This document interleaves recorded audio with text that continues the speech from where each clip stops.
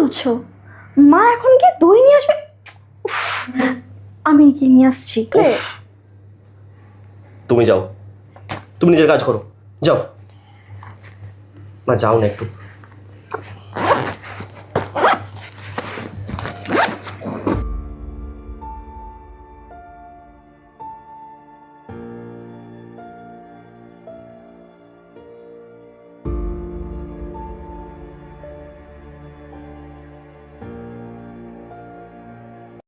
তুমি এগুলো কি করছো?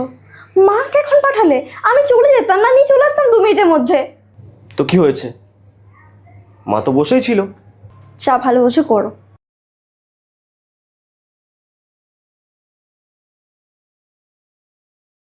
বৌমা,